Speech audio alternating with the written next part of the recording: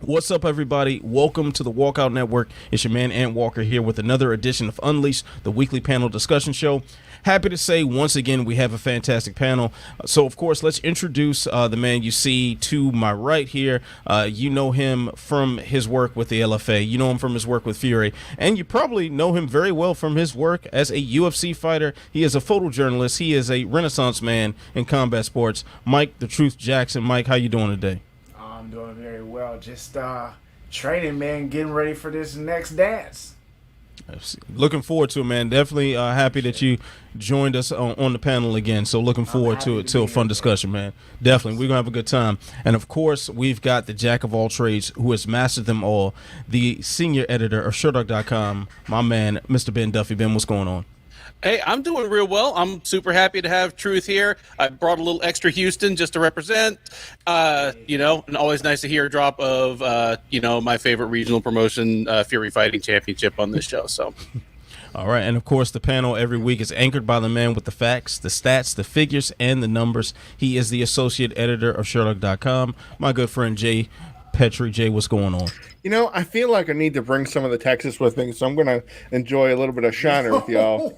Yeah. No, not bad. They have this up here. What a weekend it was. It was exhausting. It was exciting. It was dramatic. It was all the words. So, speaking of dramatic and exciting, stat of the week is 3. Because Vicente Luque hit a Darce choke on Tyron Woodley. It is his 3rd Darce choke in the UFC alone. The only other guy that has that many is Tony Ferguson. Now, wouldn't you like to see them fight at 165 pounds for a Darce-off? I'm just saying. Just saying. I dig that. Cheers. Not a bad one at all. So let's go ahead and give some love to the main event. Stipe Miocic no longer the UFC heavyweight champion. That title now belongs to Francis Ngannou in a performance that, quite frankly, was very scary if you are a member of the UFC's heavyweight roster. You know, the patience that he showed, is some clear improvements to his technique. I mean, is this version of Francis Ngannou the kind of heavyweight that can possibly break the heavyweight title defense that Miocic set? Here's the special part about Ngannou. On his way up, you could argue he just about cleaned out the division to get there, to get his title shot and then his second title shot. The only other guy he lost to is Derrick Lewis on the way. Obviously, we can see that could happen again in the future, and we cross our fingers that it's more exciting. But, you look at the bodies behind, Curtis Blades twice, Rosenstrike, just Stipe, of course, just Dos Santos and Kane and names that aren't necessarily in the promotion anymore. There aren't a ton of fresh matchups. So either they're going to throw guys at him that he already bodied, or, would you really want to see Cyril Gane fight him right now? No way. I mean, I think that's a terrifying prospect. The Ngannou that I saw go out there was not the Ngannou I expected to see, being able to stop that single attempt without even batting an eye and taking Stipe's back and kind of pushing him over. That's an improvement I did not expect to happen. And that's the kind of improvement that makes you look at a fighter and go, this guy's next level. Because we knew he had the power. Like 60-second knockouts or less. Bang, bang, bang. Smearing guys across the cage. But when he can also beat them at their own game for a second, damn. Like this guy, I'm curious to see who's going to fight him next. I really want to know who you guys think he's going to fight next. I'm sure we'll probably have that discussion. But man, this is a scary champion right now. So, any takers on Ngannou, breaking that title defense record? Are we getting premature? Is this part of the, every week we declare a new greatest of all time? Is this part of that, or are we really on to something here? No, I don't feel it is necessarily that. I think what we see, people have to remember is that Francis has only been training, like a few years. And he got to that pinnacle off of that. And what people understand, when you're competing at the highest level, you have to make adjustments. And that's all we saw. We saw from the first fight, we saw a new Francis. We saw someone who is physically gifted and talented go in there, and he just fought someone who was a little bit better. But when you take someone with that type of potential for growth in that short period of time, he really just had to learn the takedown defense because people understand the power that he had. We saw the power that he, over and over and over again. So once you add that one element to his game, it's going to be hard to stop that because people are already shook from his power. Like, they don't want to go in, and now you try to wrestle him, he's going to stuff that, and then you're like, oh, shit, what are we going to do now? Everything he said, I'm left with one question. What will it look like when Ngannou has to go more than 2 rounds with somebody who can put a little bit of a pace on him? You look at, say, the top 10 greatest heavyweights of all time. No matter who you think they are, whatever order they fall in, whether you're a Fedor guy or a Kane guy or a Stipe guy, all those dudes are between 235, 245 pounds, except maybe Brock Lesnar, if he makes your list. And there's a reason for that. No matter how good a shape you're in, if you are 266 pounds of muscle, there are limitations on your cardio. If Ngannou can stick around with a determined foe who, can take some of his shots and pull him into at least the 3rd round, and he's still looking fresh, the sky's the limit. He's not that old.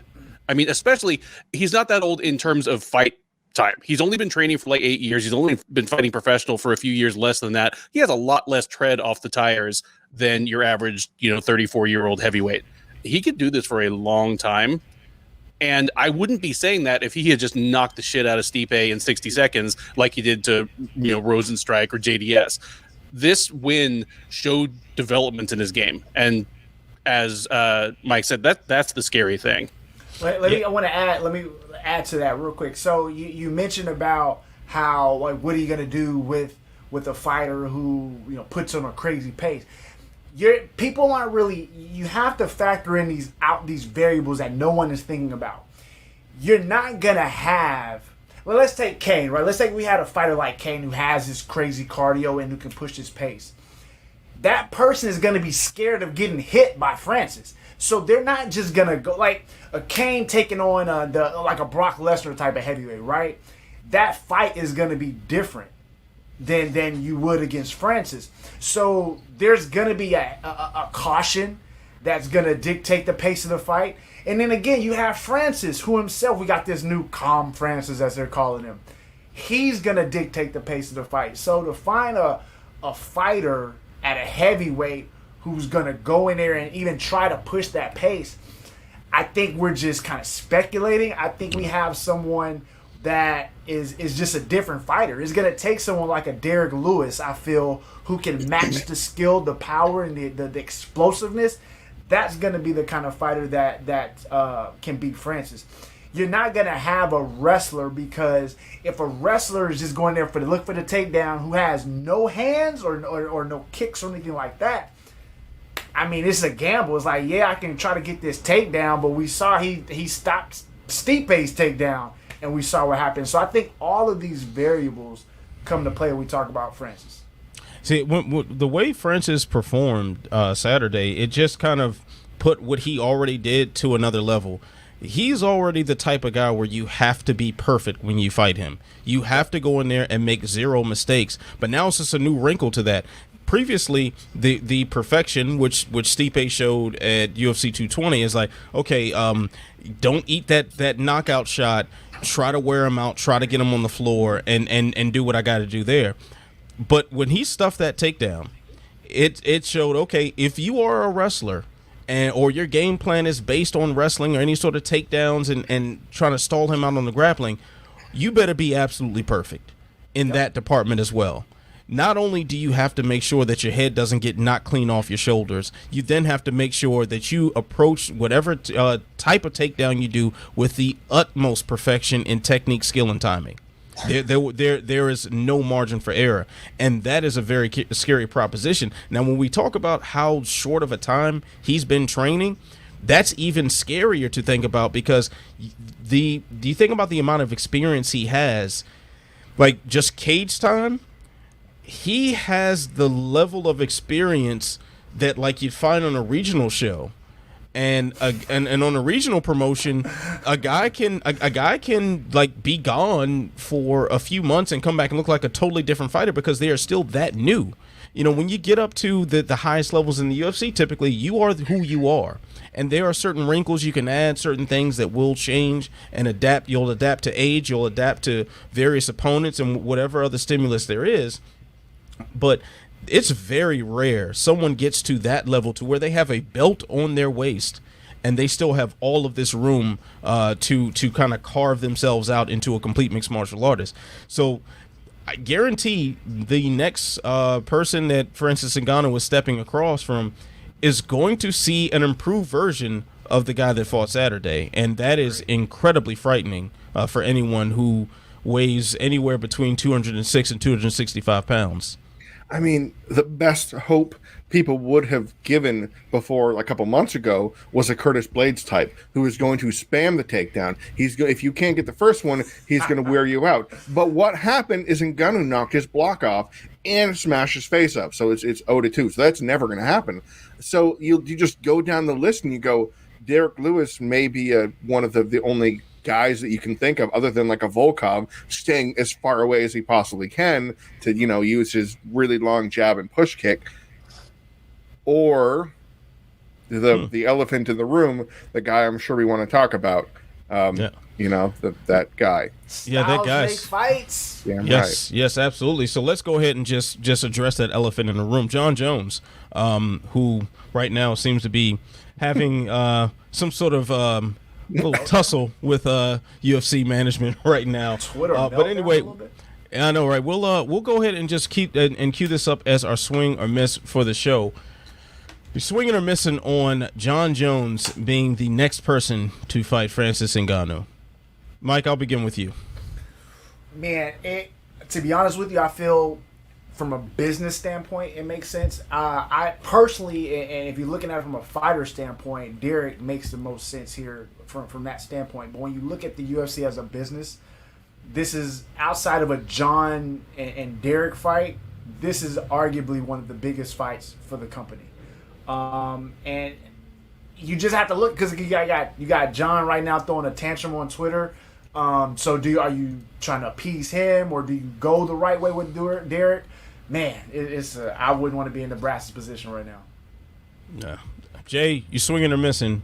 Jones and Ngannou is next. I'm missing, and it's not because of Jones on Twitter today. Even though, by the way, Jon Jones has deleted his entire tirade of all the tweets he made today. The entire day. I mean, they're screenshots. Don't worry, they exist out there. But his entire library is deleted and wiped off the face of the earth. Like, I want to. This is why I retired and all this kind of stuff.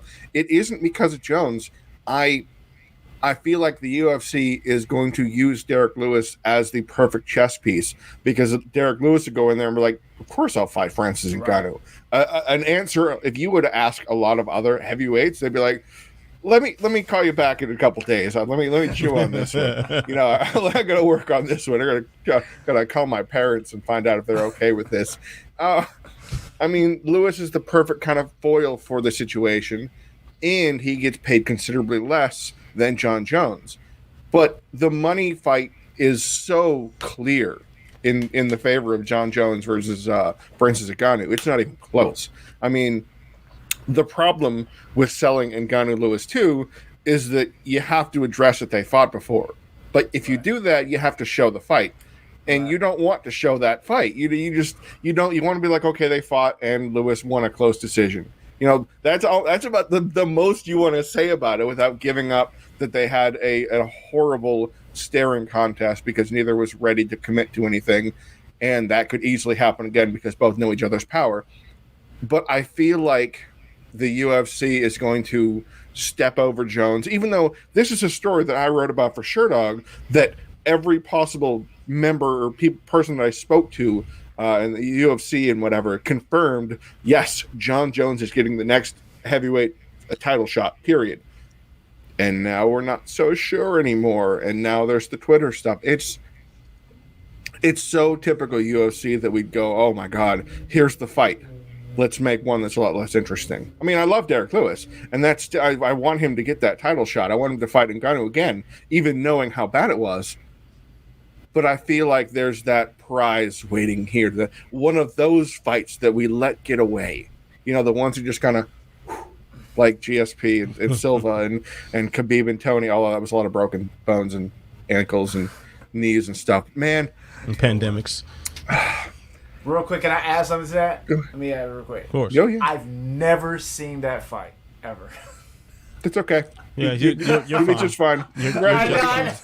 You're a better man than all of us. That's the only Derrick Lewis fight I've never watched. Is that? Yeah, just you're all right. You're you're doing fine. better than we are. Let's put it that way. Ben, are you swinging or missing on Jones being the next up for the heavyweight title against Francis? Sadly, I am going to give this one a miss. And I don't blame Jones for wanting big money for this. This is, even though it doesn't make the most sense in a strictly competitive sense, like Lewis deserves the next title shot over somebody that's never even fought at heavyweight in the UFC. Yeah, this is a generational fight that it has an expiration date. You know, if either one of these, if Ngannou or Jones fight someone else and loses, like the mystique is gone. Right. This is the biggest money fight the UFC can make right now, I think, anywhere on its roster. And it's bigger than it would have been if Miocic had won, and we were talking about Miocic versus Jones. Jones is one of the biggest stars in the UFC right now, but just like McGregor and just like Lesnar, there's a large body of people that watch because he's a divisive figure and they want to see him get his ass kicked. If your goal in life is to see Jon Jones like get beat up, you're more excited to see him fight Francis Ngannou than Stipe Miocic. And yeah, I mean that I don't know if that's how that fight would turn out, but if you're the kind of hater that you just want to see, you know, Jones get beat up, then that's your fight. I don't think it's going to happen, and that is kind of a bummer. And I even say that as someone who, you know, like I pull for Derrick Lewis to get his. You know, he's paid a lot of dues, and he's made his way up to the top the right way, just beating people's asses. And you know, I think that might be what we're getting next. I'm just going to go ahead and miss on this as well. And I think I'm just going to combine kind of what everyone's points here to form my own. This is not going to happen because the UFC is too stupid to make it happen. And it's just I think this is one of those cases where the UFC they've shot themselves in the foot many times, and this is the time where they decide, okay, instead of giving the fighter what they want, which also happens to be what the people want, and what will make us the most money, you know what, we need to make sure we have these people under our thumb. So we're just going to do what we need to do to make sure we maintain our power. And that's really what this is all about. Jon Jones is in an otherwise very enviable position as far as the splash he could make for his heavyweight debut, because whether Miocic won or not, this would have been a huge money fight, because you're talking about the greatest heavyweight of all time versus the greatest light heavyweight of all time, who also might be just overall the greatest fighter of all time. But Jones still carries that title. He still carries that mystique of going up to heavyweight, whether it be Ngannou, whether it be Lewis, whether it be a more matured version of Cyril Gane, or anybody in the heavyweight division. If Jon Jones fights them and there's a belt attached, that is huge business. So I'm just not. Maybe I should have saved this for the I'm not surprised segment, because the moment that fight ended and Dana was on that podium, and he was on that podium pretty fast after the final bell rang, and started immediately to talk. Well, I'm not sure if he really wants that fight. Yeah. Translation: I'm not sure if you're going to fight for cheap. Yeah. Right. I saw this.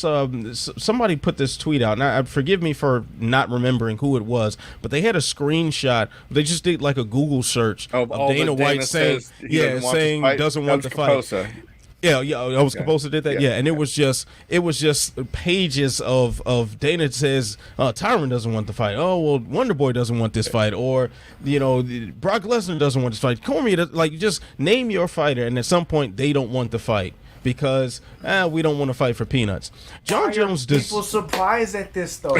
I don't like. That's literally the game. Like, that is literally the game. I mean, they've run the same playbook a lot, and exactly. I'm more surprised at the people, and maybe because we are in the bubble, we spend a great deal of time within like the social media of MMA, which is perhaps one of the most toxic places one can visit. Just the blatant stupidity.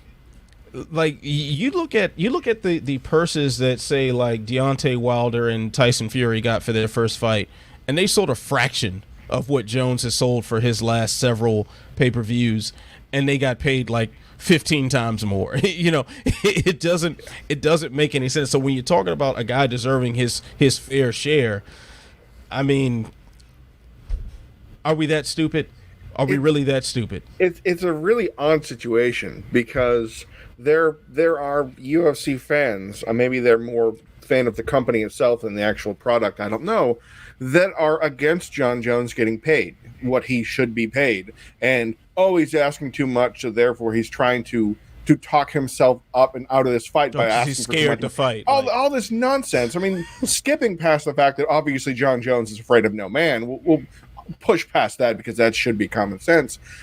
He should get paid. Oh my God, he should get paid. But I had a question. I had a question to spin on this Ngannou Jones thing. Okay, picture the fights. Picture Ngannou Lewis 2. Picture Ngannou Jones. Who has a better shot at taking him out? Because I actually think Derrick Lewis does. Not just the fact that he already won the fight, but given his skill set, given the style, the fact that he made Ngannou a little cautious, something no one else has ever done besides Stipe in round 4 of their first meeting. Am I crazy to think that Derrick Lewis would do better than Jon Jones would? No, you're not. You're not crazy for that thought. Like, I'm not sure if I agree. I probably would say that they are. I probably would say they have an equal chance. It's just two completely different paths to take. Yeah. Right. Oh yeah. That's it's like when we brought up Volkov earlier. My knock on Volkov in that position, he has the same physical advantages that Jones would have as far as the reach and long range weapons, but he's a guy who gets hit a lot and doesn't always show the best of fight IQ. Jon Jones is probably right there. Fight IQ is so important that people don't factor it in. And Jones is perhaps the smartest fighter we've seen ever. Oh my God. Even when he's goofing off and making things harder for himself, he's doing it in the smartest way possible. The man is literally a savant when it comes to hurting people. So I think that's the epitome of having to fight Francis Ngannou in the perfect fashion. Jon Jones fights people in the perfect fashion, time in and time out. When he's at his best. Derrick Lewis, on the other hand, like you said before, has gotten Ngannou to freeze up, knowing what power was waiting for him on the other side. But we also seen Derrick Lewis fight the sloppiest, most imperfect, just horrifically, just terribly perform and still win. We saw Curtis Blades absolutely beat him from pillar to post for an entire round, and then the moment Lewis decided he didn't feel like being there anymore, he just uppercutted him into the nether realm.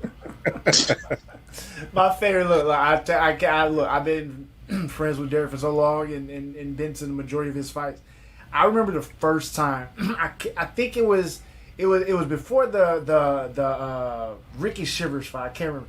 Anyway, the dude takes it out. It was let's take a Ricky Shivers fight. This is a title fight. You have this black belt who's a huge man like yourself land on top of you. His corner just says, "All right, Derrick, get up," and he gets up. This is another heavyweight man and like you said, he's just chilling. He's just breathing. He make blocks and whatever. And then the coach says, "Get up." He's like, "All right," and he gets up. Like, it is the wildest thing. So, like, for me, seeing that, like, I know people who don't really know Derrick outside the UFC, they only have this one experience with him. It was what they see. But to be there live and to hear someone just tell this grown man to get up with another size human on them and they get up, like, these are things that are those tangible or things that you can't really touch. And he just does it, man. It's wild. So he just has these gifts that people aren't ready for. Man, Ben, who would you give a better chance to win that one? I would give Lewis a slightly better chance. And part of it goes back to what Mike was just talking about, the whole why doesn't MMA work on Derrick Lewis, thing. But and it's also that even though, he gives off that air of I'm just playing around. I don't take this seriously. Every fight, it's like, oh, this is the one where my back finally feels better. I'm really training. I won't put Mike on the spot, but I have speculated as to how much quality time Derrick might spend in the gym. But even when he looks tired, and it's the third round, he's been breathing with his mouth open for 7 minutes. He never stops being able to finish the fight. He is easily the UFC's all-time, or the heavyweight division's all-time leader in knockouts in the third round or later. So even if he isn't the guy that might be able to put a furious pace on Ngannou, he's a guy that Ngannou will have to be on his toes against and perfect against, himself. Because, we said earlier, to beat Francis Ngannou, you have to be perfect, because one mistake and you're dead. It's the same thing with Lewis. And can Ngannou maintain not just the cardio, but just kind of the mental presence and mental vigilance and vision and observation for 25 minutes, if that's what it takes? It's a dangerous fight. Dangerous. It's good points. I mean, either way, I think will be very entertaining, and that's one thing that the UFC certainly has to their advantage when it comes to hitting the negotiating table with Jon Jones, because although their first fight was quite the snooze fest, it'll be very easy to sell a rematch between two people who routinely decapitate their opponents. So I think we're going to be in for a good fight either way. And both those dudes, I said this on the immediate recap after the event for Cherant. I was like, both those dudes, they think they would knock the other guy the hell out in a rematch. I'm sure Lewis thinks that, and I guarantee that Ngannou wants that one back. Oh, I'm sure right now Dewey Cooper is probably just drooling and just waiting for the opportunity to be able to run that one back. Like, so I'm sure that his camp is already. That's the X factor, man. For that hey! Our camp is too, by the way. Our camp is too. Oh, I'm sure. I'm looking for. Hopefully, I get to. If I get to cover another event in the near future, I'd love to sit down with Derrick Lewis again and talk hip hop. So definitely one of my favorite personalities in the sport. So tell Derrick I said what up. I can't believe he asked you if you were from BET the first time he met you at a presser.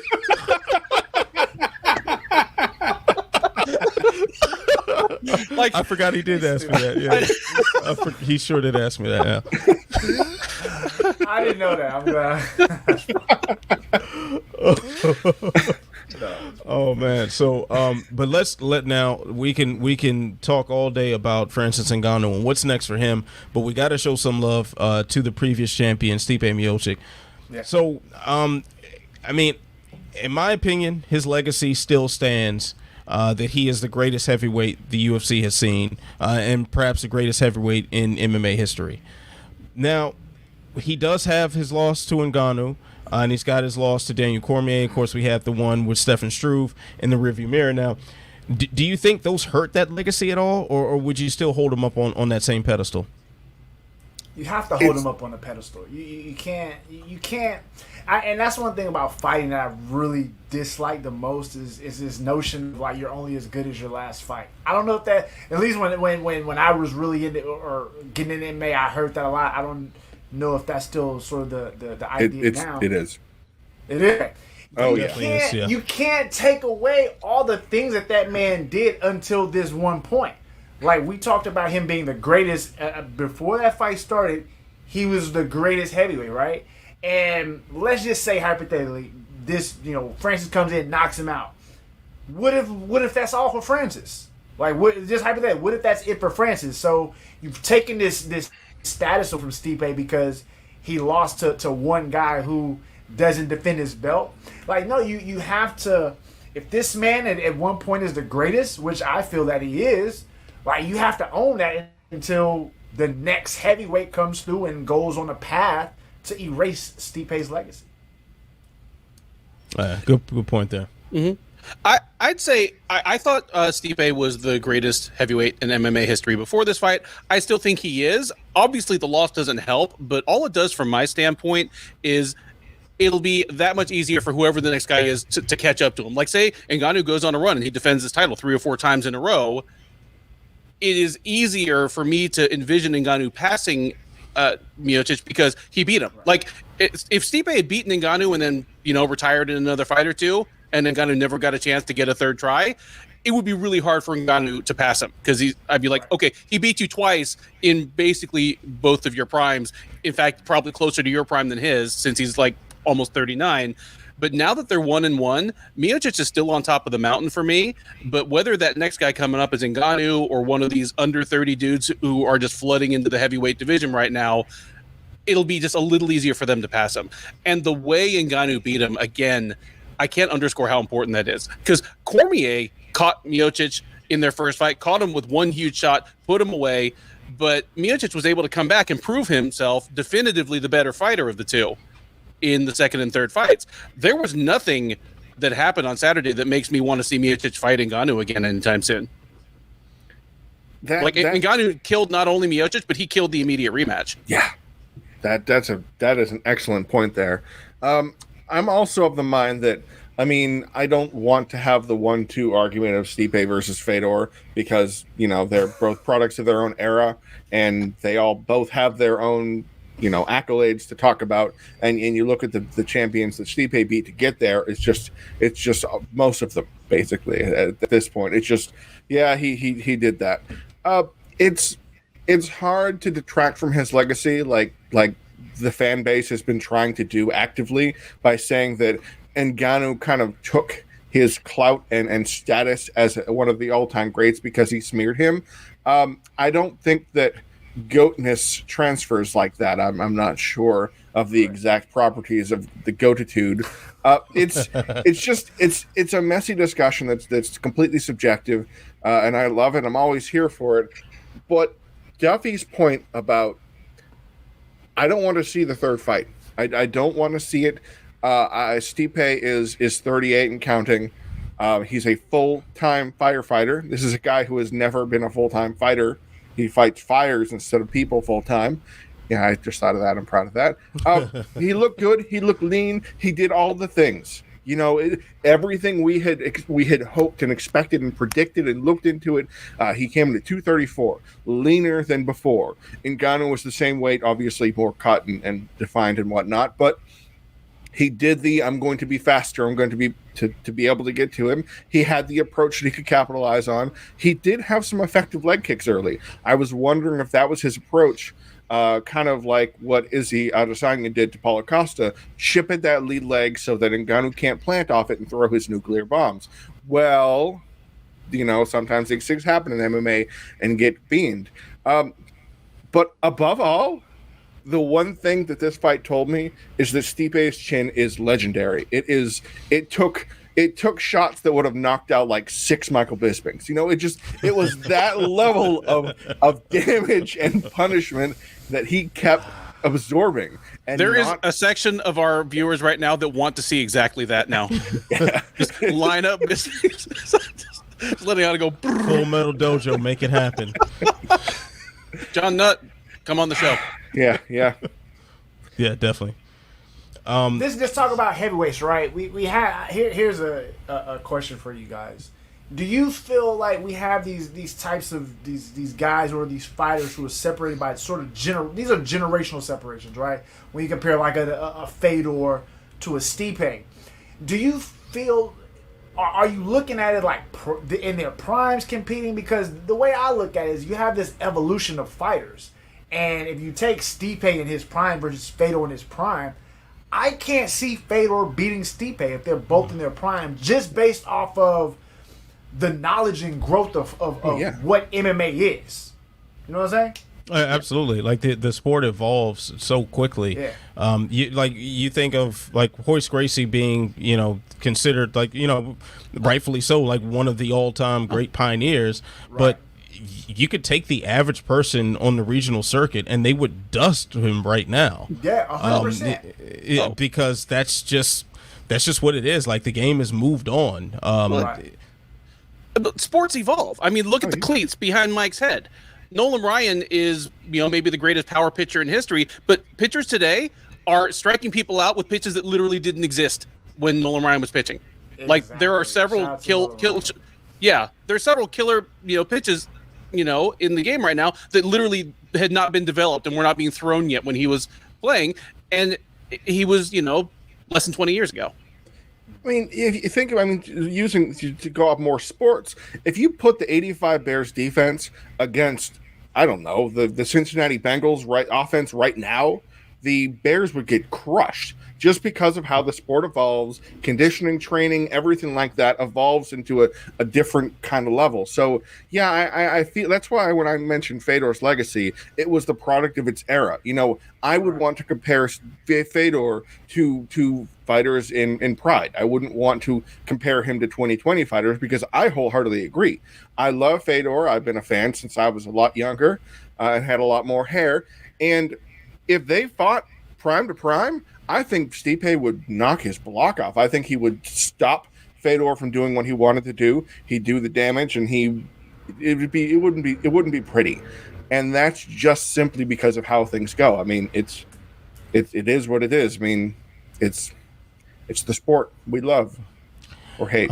Before we move on, I just want to point out one thing that I found really, really strange here. So out of the 4 people on the panel, 3 of us are follically challenged, and the one who isn't is wearing a hat. So I just want to throw that out there. Just not to shame y'all, Well, thank you. I want to make anybody feel.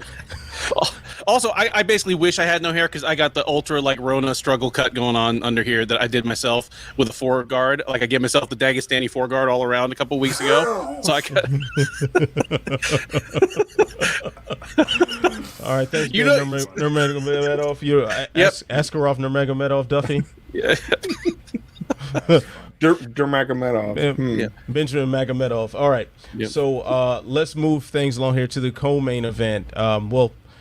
Became the co-main event after we lost Volkanovski versus Ortega, but Tyron Woodley versus Vicente Luque, a very pivotal fight in the welterweight division. Luque comes out with a very impressive submission win, an exciting fight.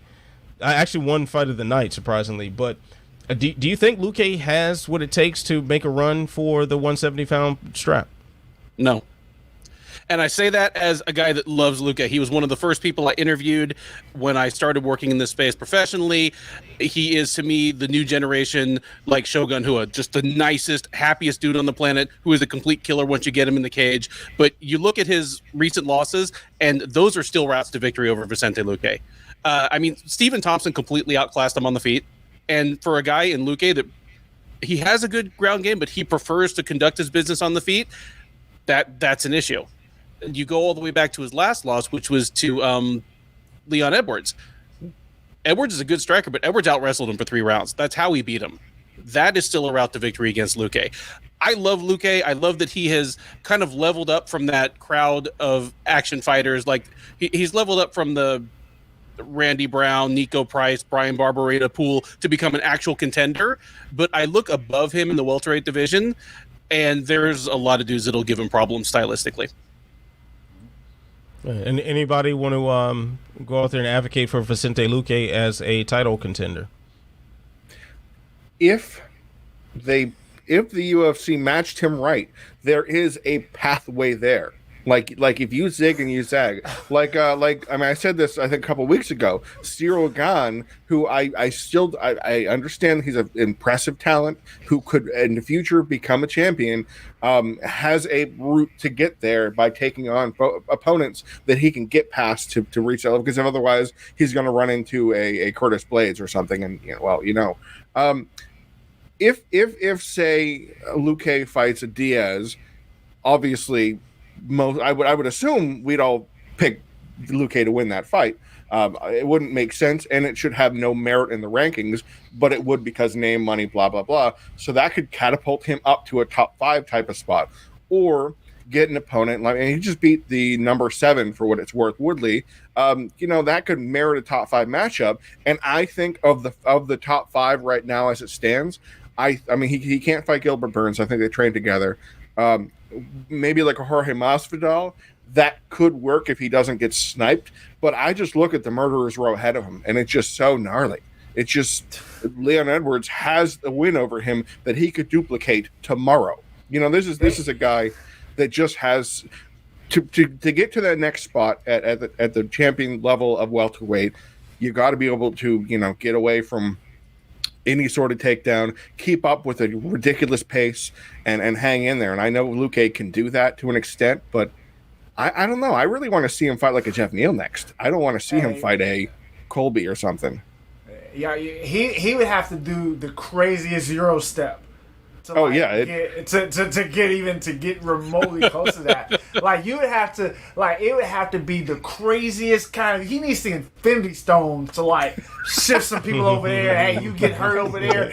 Like that's the old. Like it's crazy that we've been having this conversation because. Like, even at Tyron, right? Like, Tyron was doing well until he wasn't. You know what I'm saying? So, I can't... He's right where he is. Like, yes, he's a top 10 fighter, but I don't feel that he's done enough to even be considered even remotely in a champion... in a title contention or title talks. To me, to be thinking of what Duffy said about the Shogun era, I think he's in the position of like a welterweight Edson Barbosa. He's going to do crazy, ridiculous things, do some real damage, rack up some fight night bonus. This is the kind of fighter that we talk about sometimes, that the reliable, all-action fighter. Win or lose, he's probably going to get fight of the night. He might lose badly, or he might knock someone's block off, but he's the kind of guy you can slot in at the number 2, number 3 spot in a card, and you're probably going to have fireworks. And I think that's not a bad place to be in the UFC. And let's not even, I don't want to even take anything away to say that he doesn't have the potential to be champion. If he's 29. Necessarily skill. Right. If you add that's young, and you add the necessary skills to elevate him, then sure. But if you're just talking about the Vicente Luque that we're watching right now, like you said, he's at that Edson Barbosa level.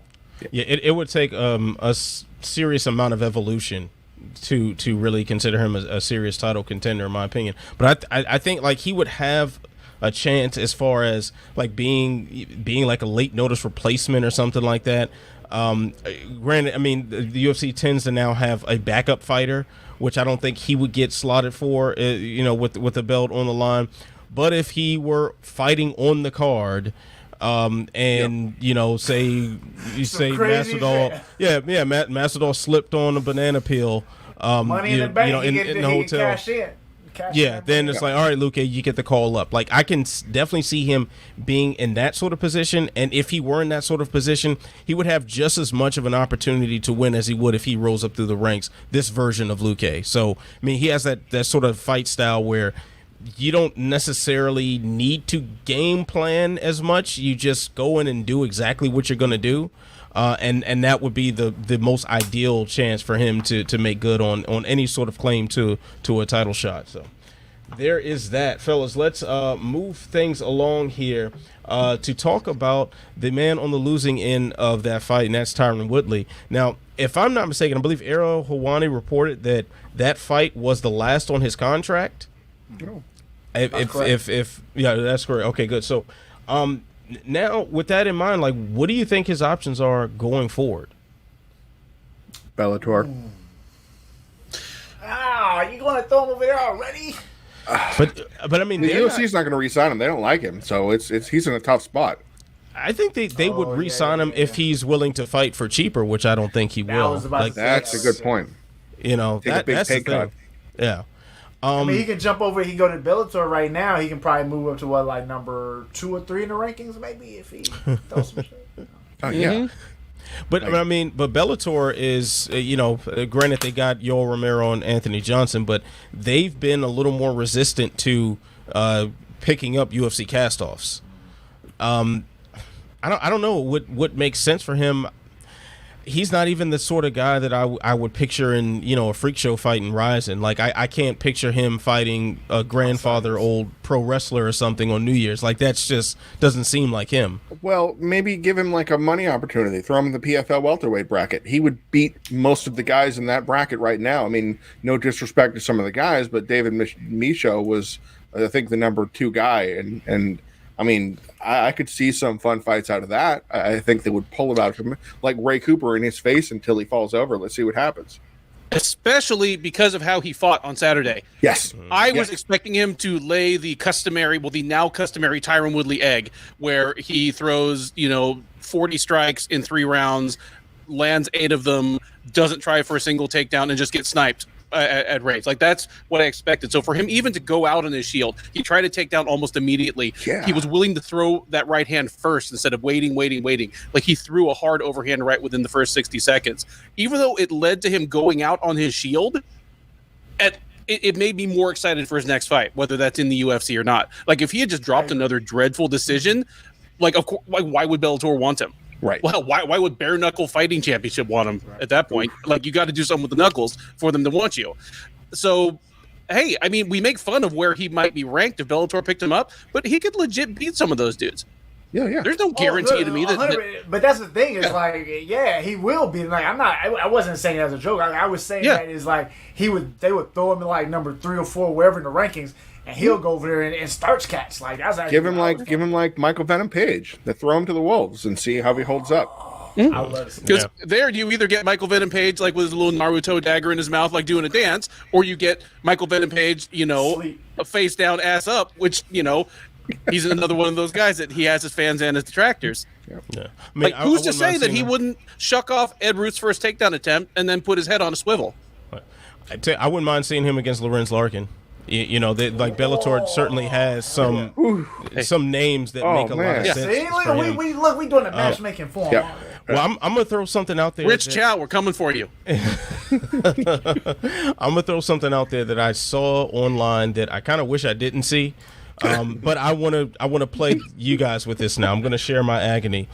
I saw someone speculating about him being the UFC opponent that would be perfect for Oscar De La Hoya in his return. Oh no, please no. Oh man, like, who thinks of this stuff? Like, I saw those words across my screen. Hurt people think of these things. It bothered me. It really disturbed me, and I felt alone in my disturbance. And I wanted to share that with you, gentlemen. Thank you for that experience. My dick just grew an extra little dick out the side, so that whoever wrote that tweet can suck both of them. Like, what idea is that? It must cause some serious blood flow issues. But anyway, that's funny. That's funny. All right, so let's move just one fight down on the card. Sean O'Malley had a spectacular third round knockout over Thomas Almeida. Dana White got on that platform afterward and said that this was a flawless performance. Yeah. I strongly disagree.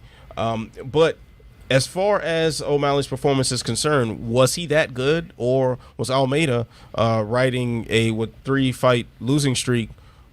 Was he that bad going into the fight?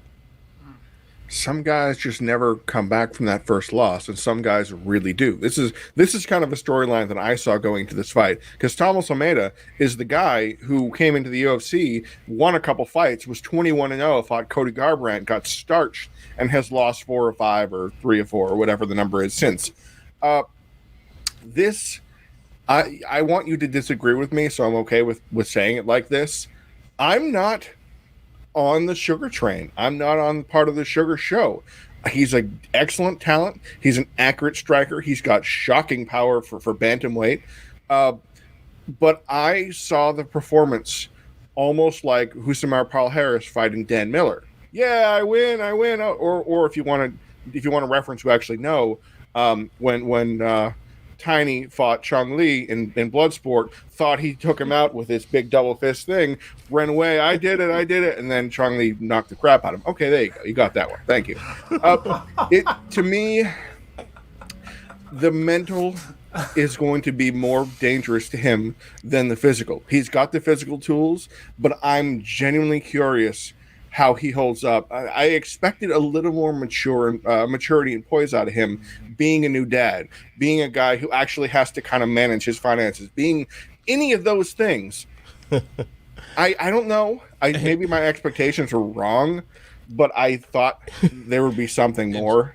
Jay, you can throw the maturity and Sean O'Malley argument completely out of the window as far as him being a father. Okay, after seeing him holding his baby, talking about his desire to do heroin. Yeah. It's like, wait, what? Oh. Yeah, on that same podcast with him and Casey Kenny talking about Megan Anderson, he's holding his baby and he's talking about how he wants to try heroin. So, like, clearly fatherhood has not done anything to it. I'll put it this way. It didn't do to him what it did to me. Here's the thing, man. People, like, to understand fighting, right? Like, I think about this shit all the time myself. It's like, yo, what the fuck are you doing? Like, why are you willingly? But then you like, yo, I love this shit's fun. It takes a and I'll admit, like, am I like crazy? Nah, I'm kind of a sociopathic kind of level, I feel. But it takes a special kind of guy to get in there. So when we talk about, like, these fighters who have, like, these crazy personalities, like, that comes with it. Like, look at Jon Jones. That's a perfect example. Like, he does some shit. Oh, I'm going to get better. I'm growing. I'm getting older. And he does some crazier shit. And he's like, John, what are you doing? And he's like, oh, my bad. I messed up that time too. And then he gets better and he does something bigger than that. You like, yo, what are you doing? I just think that is the personality of fighters, to do some wild shit. To have him on the couch sitting here, he probably had the baby sitting like this and the baby was looking that way, just holding the baby. He's like, yeah, I want to try some heroin. I think that goes in the same category as people who want to try mushrooms. He was just on a crazy spectrum. I feel he has the talent, he has the potential, but like you said, it's the mental aspect of fighting is gonna be his biggest problem, and I don't think it has to do with like the baby or the fatherhood, the heroin. I'm looking at, like, you take it with the walk off, right? When he went out and he dropped him and he's like, and he just like turned, like, that's not. Like that, I look at this more in the fighter IQ aspect of things. It's like you have to grow there to become to grow as a fighter. And if you want that highlight for the Instagram, because again, he's still a kid. That's and right. He's doing it for the gram, right? You're not really thinking about the fight. You need to be thinking about the fight, not Instagram, in that moment. And I think that's kind of where Sean is. He just needs to get his fighter IQ up. You kind of stole that idea right under my brain, because I consider him like a TikTok fighter. Like he's fighting, trying to make that viral moment, and not necessarily trying to win the fight in the best way or easiest path possible. The thing is, he has all the talent in the world to do whatever needs to be done to get to a title shot and perhaps win it. The thing is, you can't have those mental lapses against the top guys in that division. Try that, like that garbage look away thing he was doing. Try that against a Corey Sandhagen. Try to like get someone like even Jimmy Rivera. Get like Jimmy Rivera on, sit down like that and then not take the opportunity to finish him and see how well that's going to bode for you. Do that wild flying knee out of nowhere that was completely ill-advised against someone with the mind of Dominic Cruz. Like there are too many sharp minds at the top of that division that you cannot play those sort of games with, and I think he's going to firmly run into a brick wall unless he tightens some things up big time. I'm gonna mildly disagree with that. I don't necessarily feel like the lookaways and things like those sort of tactics. I think you can still do that, because I think that's all on the style. Like he's doing that in a moment in the fight where he knows he can get away with it. If he does that in a moment with a Dominic Cruz, he's doing that in a moment that he knows he can get away with it. I don't look at that as something like a low fighter IQ or taunting. I think it's a tactic. These are some things that I kind of do in training, but I do them in a way where, like, I know I'm not going to get cracked with some dumb shit. I feel that, again, like you said, he's a TikTok fighter. There's going to have these Anderson Silva, Jon Jones kind of Israel Adesanya, these kinds of quirks about him. I think he just picked that up, and when you do things like that, you just have to know how to use them properly. And that goes, again, tying that back into the fighter IQ.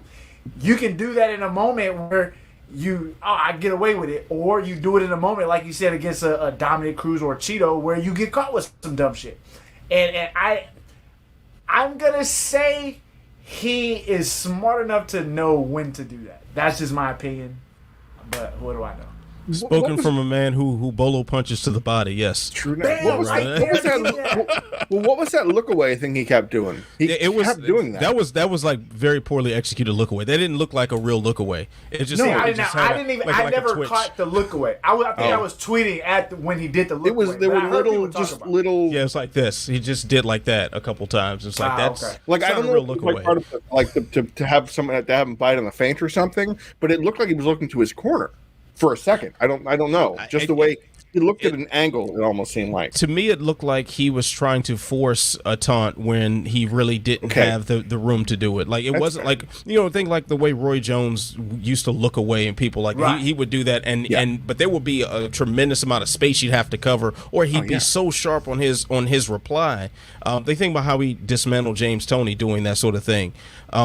But it looked like Sean O'Malley was trying to force something like that without really having the proper moment to pull it off. So, and I will agree with that. I will agree with that statement that it could have been something where, like you said, he saw some shit and then he's like, I'm gonna try it out. Because I'm doing there's things I'm doing right now that I in the gym where I see some shit and I'll try it out. But I'm trying it out against like some low level amateurs. Like, I'm not doing that against top level guys. So I think it's more of that. He saw some shit, he wanted to try it out, and it just was kind of poorly executed.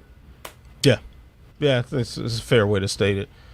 So, Ben, anything you want to add to this before we move things along?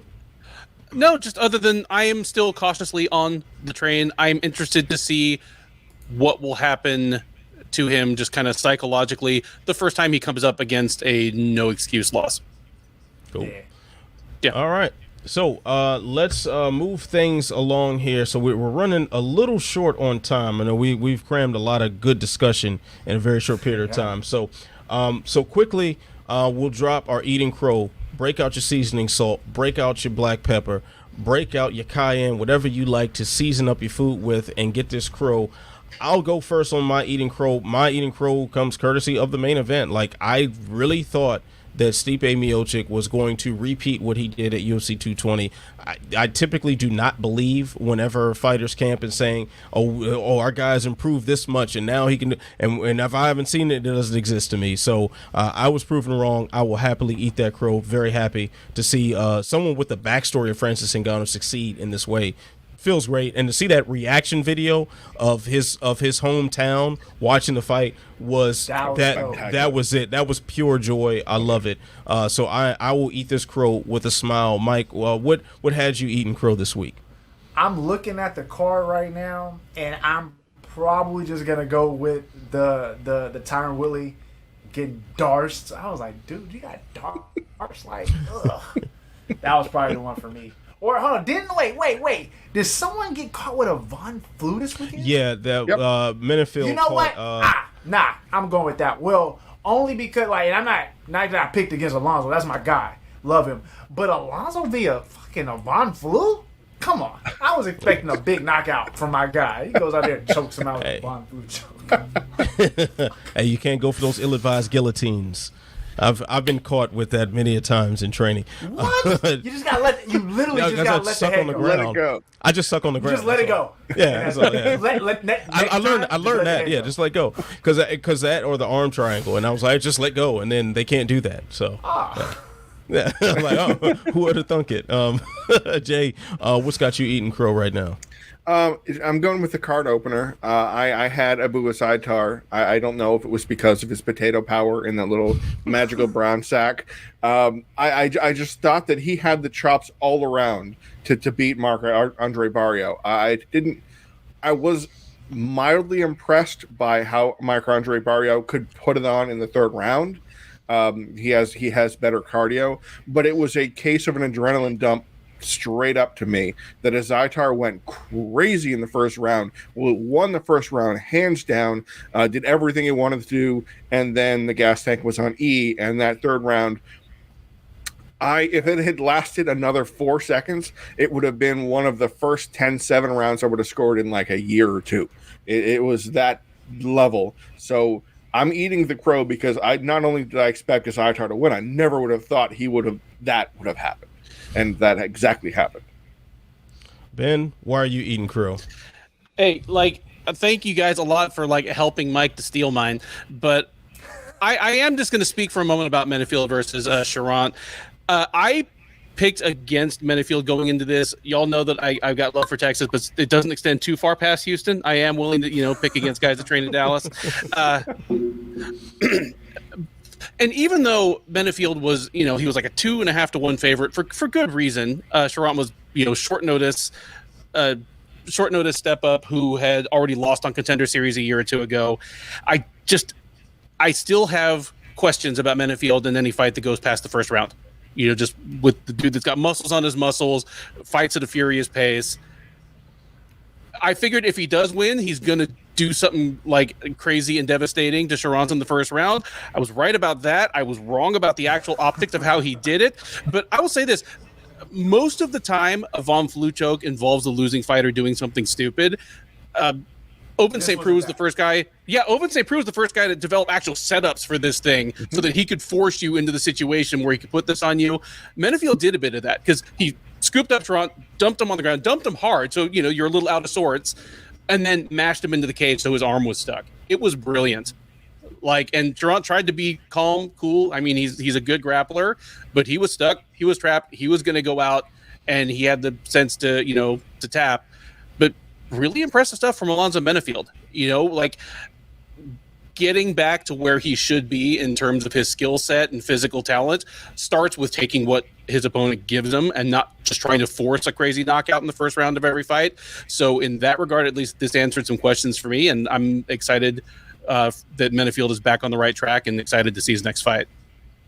All right, good ones there. So we're going to now move on to the greatest title segment in all of media history, and that is I'm Not Surprised, Mr. Falcon. So this is where we share something that surprised us or, ironically, did not over the course of the past week. So I will begin with you, Jay. What is your I'm Not Surprised, Mr. Falcon's moment this week? I know we were kind of short on time, so I apologize to the audience.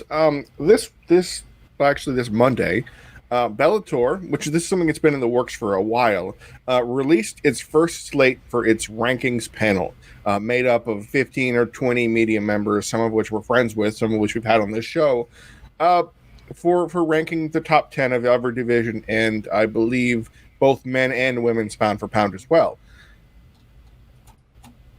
And I'm not crazy about it. As a full disclosure, I was approached to join the panel. I declined out of multiple reasons. And some of the reasons are displayed on this panel, in that the very first iteration of their rankings, they violated their own specific rules they laid out of how to address it, of how to have fighters eligible and when and where and how they can do it. And that hurts my feelings. Like, I'm a stats and numbers guy, so I pay attention. But to me, it feels like this rankings panel at least had some voters from people who did not watch Bellator. It's difficult, and I'm sure media members watching this can yell at me. I'm not talking about you. I'm talking about the other media members. I mean, seriously, there are multiple fighters that haven't fought since 2019 on the records. Corey Anderson is a top 10 pound for pound fighter, despite knocking out Melvin Manhoef. That's all he had to do to get there. It's just,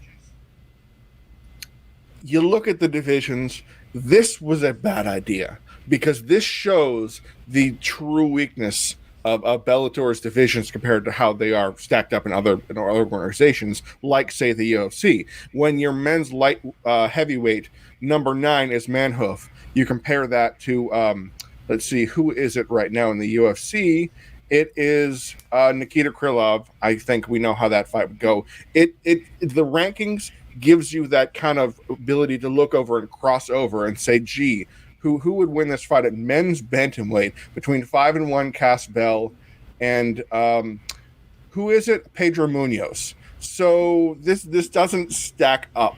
And for all the claims of Bellator saying, our division is stronger than the UFC's, this showed straight up that it just objectively it's not subjectively me being a bad person or whatever. No, man, Javier Ayala is a top 10 fighter for you. Fedor Emelianenko is top 5. Yeah, I just got a message that said, how the Bellator was the divisions could compete. Mm-hmm. That was false. Wow. It's just, I'm not surprised that I'm surprised at how this kind of wheeled out with a dud. And the last thing I want to bring up brought a tear to my eye that Gorgi Karakanyan, we know him from It's his like number mini. 10. He's the number 10 lightweight in the world in Bellator, and he has among the most losses in company history. And the reason why I bring him up isn't to throw shade on him because of his record, but because on Twitter, shortly after this came out, he said, I got a bunch of names on this list that are ahead of me. I'm calling you all out to effing take you on, and if you turn me down, I'm going to whatever. It was like, I love it though. Let's go. That sounds really off character for Georgi. I mean, he's not a not like hothead that or at all. anything, but you it's just gotta find your spot. You gotta figure something out. this is just chef's kiss. Of all the things to copy from the UFC, Ooh, the swing and a rankings, miss. it's the wrong thing to do. Leslie Smith is a top 10 pound for pound talent. I love Leslie Smith. Yep. She's a great lady, but Do love Leslie Smith. Yeah. So, Mike, what is your I'm not surprised Mr. Falcons moment this week? The only thing I have is that we now have 3 African-born champions in the UFC. That's the biggest news, baby. That's all that matters over here. You dig? We have 4 black overall with my guy Aljamain Sterling. So I think this is a big moment. We would have had John if he wouldn't have vacated, but it is what it is. So yeah, man, that's all the big news that I have. Ooh, got some folks upset about it too, making me real happy. Making me real happy. I've got to jump in for a Please sec on do. this one. Okay, I did, after every major card, I do a immediate post-event recap for Sherdog. Those that don't know, my co-host is Keith Schillen. I will say this. At the end of the recap, each of us will do a Bulls and the Bears list, like stock market reference, like what's trending up, what's trending down. He goes, African MMA is trending up. We now have 3 African-born champs in the UFC. People in the comment section start playing the fool. People in the comment section are like, well, is it really African if they move to New Zealand and France and shit? And Keith Schillen, of all people, is like, whatever. You guys are idiots. Oh, wow. Like, yeah. I just said, hey, we're not. I'm like, this is like such an obvious truth that even my friend and co-host Keith Schillen is like, y'all are idiots. I just said, we're not gatekeeping here. If you look at them, if you talk to them, they clearly identify with their African heritage. Like, look at my face. I'm not the one to tell you who is and is not African. There you go. And yeah, I was just, it was a moment that brought a little tear to my eye. I love it. Like- I love to hear that. I love to hear moments Wow. and stories like that. Look, sure it those brought a tear to comments, his, man, are too. toxic, man. You can't.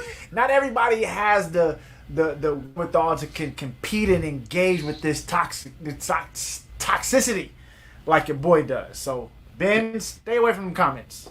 I will say you handle it quite well, Mike. I'm impressed by That's it. by the way you clap back. Yeah, I mean, the thing is though, like Keith probably just in an angry tirade started planting bloody gloves all day today. So that's that. So Ben, what's your I'm not surprised Mr. Falcons moment this week? Well, this week, the Bellator, speaking of Bellator again, since it's a Bellator week in MMA land, made an announcement of some reshuffling of the first round of their highly anticipated light heavyweight World Grand Prix. Ironically, considering we were just talking about their rankings and their comparative strength of their divisions with the UFC, light heavyweight is the one division where they're even within spitting distance. They have Corey Anderson, who might have been the 3rd or 4th best, in the UFC at the time he was let go. But anyway, Anthony Johnson versus Yoel Romero got bumped all the way to May. That reminded me that is even a thing, because that is kind of like the ugly, like the flaw, like the scratch in the paint on this otherwise very interesting Grand Prix. I do not understand why people are looking at that fight and thinking that it's likely to produce someone who's going to threaten, like, Vadim Nemkov for the title. You're talking about, Romero, who is on the downslope, even at middleweight. You're talking about Anthony Johnson, who has not fought in, is it 4 years? It's been a few Five- months. five That's years. Rumble, baby. That's still Rumble, though. That's still Rumble. Rumble, last I saw of him, yoked up to about 275 pounds of solid muscle. Plus, Getting it's two tapped out guys, by Craig White. but plus two guys that train in Florida. So who knows what crazy thing might happen between now and then? I don't even know if the fight happens. But I mean, if you told me, hey, Anthony Johnson and Yoel Romero were fighting in May, and I didn't know better, I'd be like, what, in BKFC? Hey, doesn't Hector Lombard fight out there? Yes, sir. He fought Kendall Grove recently, and that was funny. Oh, I missed that. He won by knockout. Spoiler alert. Oh, Wait, that's unexpected. Lombard knocked out Grove? Yeah. It was, yeah, it happened. I remember now as you said it. Did he have to like climb up the top rope to reach his head? He stood on the ref's shoulders, actually.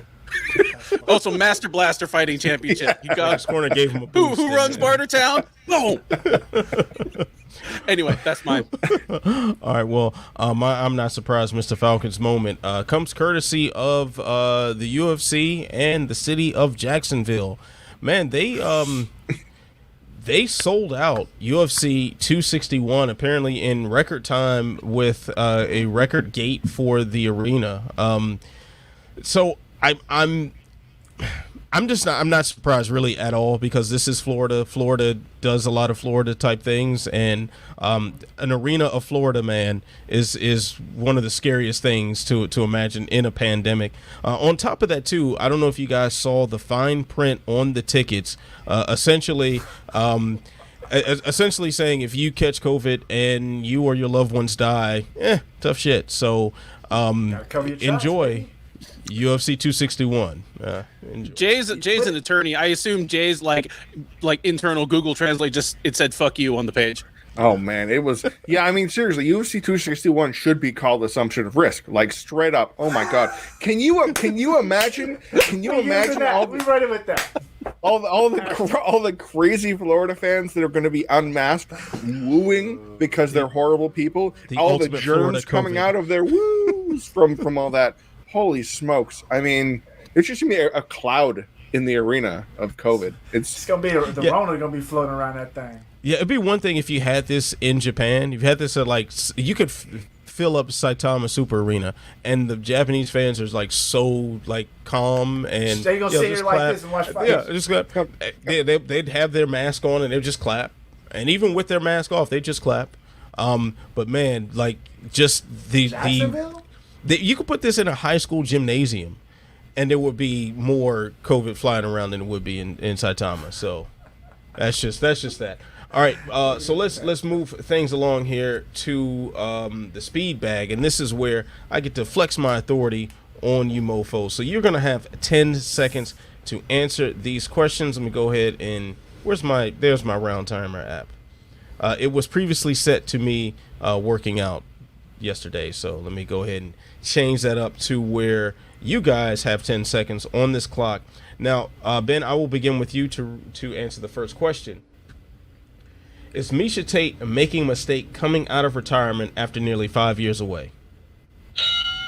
No, I think she made a mistake retiring in the first place. I mean, she lost a couple fights, but she's still a very good fighter. There's still plenty of women she can beat. Come get those checks. Jay. Who's the champion at bantamweight?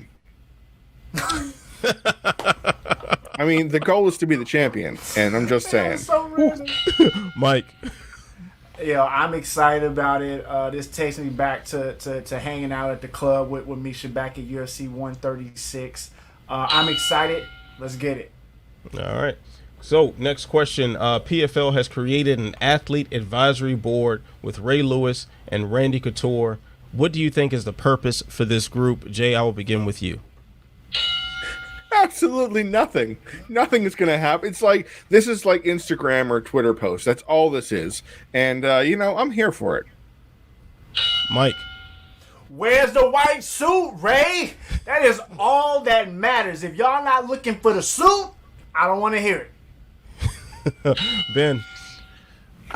I mean, last I saw of Randy Couture was on Pornhub. Last I saw of Ray Lewis, he was wearing some mink coat. I guess it was good to see him, in a professional capacity again.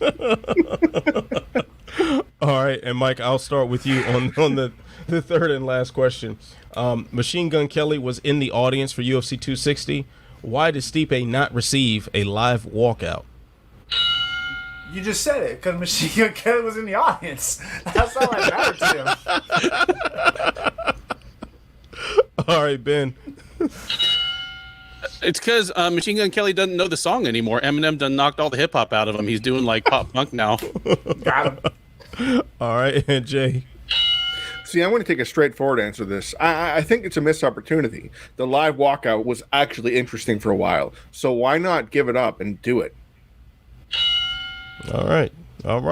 So now I'm going to change the clock to 30 seconds, and I will answer all three questions in succession. The clock will begin after reading the first question. So, is Miesha Tate making a mistake coming out of retirement after nearly 5 years away?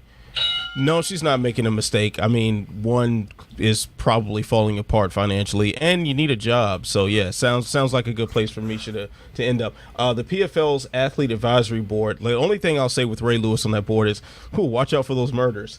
And Machine Gun Kelly being in the audience for UFC 260 as opposed to the live walkout. I mean, he was sitting next to Megan Fox. Would you rather be rapping for Stipe or sitting next to Megan Fox?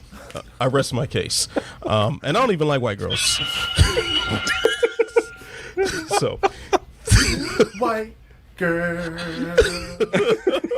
I don't know the rest of that song. Y'all know what I'm talking about. Yeah, I know the song. That's BET Uncut. Yeah, I know. That's a classic. Never forget. I'm about to start singing a whole bunch of BET Uncuts for this, but we got to say that for another show. I was speaking of real quick. I did text Derrick. I was like, bro, did you ask motherfucker if he was from BET? He just sent me the LOL.